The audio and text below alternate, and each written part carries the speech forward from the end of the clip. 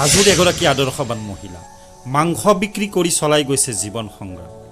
জীৱন যুদ্ধত হাৰ নমনা হাজোৰ বৰপুল্লা গাঁৱৰ এইগৰাকী মহিলা গীতিমা মেধি শইকীয়া প্ৰতিদিনে হাজোৰ বৰপুল্লা চকত এনেদৰে চলাই গৈছে জীয়াই থকাৰ কঠোৰ সংগ্ৰাম।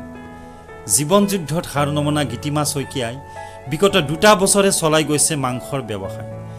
ছাগলী, ব্ৰইলাৰ, লোকেল মুৰ্গীৰ বেপাৰ চলাই যোৱা গীতিমা শইকীয়াই প্ৰতিদিনে পুৱা ঘৰৰ পৰা আহি বৰপুল্লা চকত থকা নিৰ্দিষ্ট দোকানখনত আৰম্ভ কৰে জীৱন সংগ্ৰামত অঘোষিত যুদ্ধখন।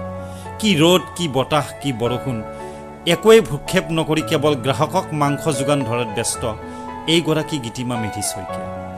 কৰ্মই ধৰ্ম শ্লোগানেৰে প্ৰতিদিনে আগবাঢ়ি যোৱাৰ লক্ষ্য বান্ধি লৈ গীতিমা মেধি শইকীয়া নামৰ মহিলাগৰাকীয়ে 1000জন পুৰুষ লোকে কৰা কচাই বৃত্তিৰ বিপৰীতে গীতিমাক দেখা গৈছে এনে এক বৃত্তি।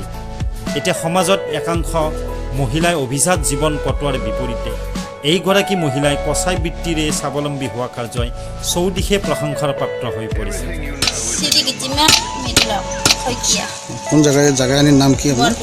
এইফালে চাওক, বৰপুল্লা। কি কাম কৰি আছে আপুনি? মানে পঠাও বিক্ৰী কৰে? হয়। কিয় এইটো কৰিলে আপুনি? মানে পৰিয়াল চলিবৰ কাৰণে। সদায় কাটে? কাটো। ছাগলী, মুৰ্গী গোটাই নে? ছাগলী, মুৰ্গী গোটাই কাটো। লোকেল, ব্ৰইলাৰ গোটাই। লাজ কৰে নাই আপুনি? লাজ কৰে নে? কিয় লাজ কৰিব লাগে? খাব লাগে, কৰিবই লাগিব। হয়। সেইকাৰণে। কিমান দিনৰ পৰা কৰি আছে এইটো কাম? আজি আপোনাৰ 2 বছৰ হৈ গ'ল। আপুনি কৰিছে?